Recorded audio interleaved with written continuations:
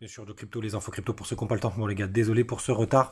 Encore une nuit de merde avec ce foutu virus, mais je me plains pas, je suis vivant. Le BTC il est à 42 840 $, c'est quand même assez vert ce matin sur la map. On a vraiment un bon rebond technique. Ethereum il prend 5%, on a Missile Sol 4%, ADA 7%. Enfin bref, il y a beaucoup de performances, je vais pas toutes les faire, mais on prend entre 5 à 9% par exemple du côté de Matic. On a même 10% du côté de NIR qui continue de pousser, c'est assez impressionnant. Je vous laisse regarder tout ça, pas la peine de commenter. Les gars, quand on va en daily sur le BTC, donc là on essaye de rebondir et vous le savez, quand on va, tout ce qui était des supports à l'époque deviennent des résistances, donc on a plein de choses pour pouvoir remonter. Là on a quand même des petites patterns de retournement, c'est assez intéressant. Vous voyez là on est en train de traverser ce support, de se poser dessus, donc c'est assez bullish à court terme, hein, j'insiste bien là-dessus. Là pourquoi pas MACD devrait croiser positif, donc ça ce serait aussi une bonne nouvelle, mais les gars il faut rester vigilant.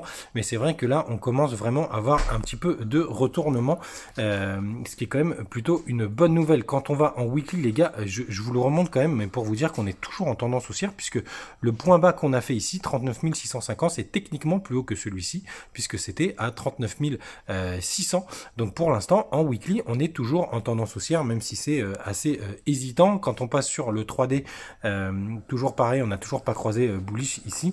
Vous savez, c'est l'indicateur que je suis de très près. Sinon les gars, je voulais vous partager cette information que je suis. En fait, c'est un site et il a aussi un Twitter, Kingfisher, qui partage les liquidations, les niveaux de liquidation du BTC sur les contrats futurs. Et très souvent, on va chercher la liquidité.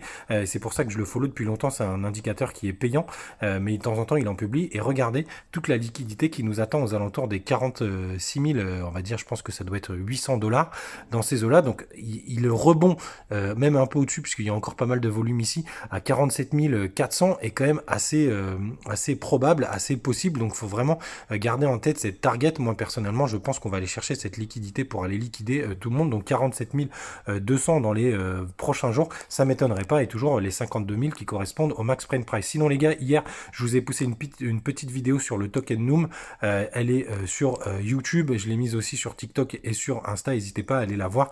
C'est quand même assez intéressant. Et c'est là où j'en viens au dernier sujet du jour. Il y a pas mal de tokens, dont le Noom, qui ont atteint des points bas et qui essayent vraiment de se reprendre. Vous voyez, il a déjà pris pas mal de pourcents depuis que j'en ai parlé hier. Et vous avez la même chose du côté de certains tokens qui sont un peu plus listés sur des gros exchanges comme Cake, comme CryptoClebar ou comme Rep. Alors ça veut pas dire que ça va remonter, mais vous voyez, ça, on a atteint des points très très bas en weekly. Et donc je pense vraiment qu'on pourrait repartir puisqu'on a presque touché le fond. C'est pareil du côté de Cake et donc CryptoClebar aussi.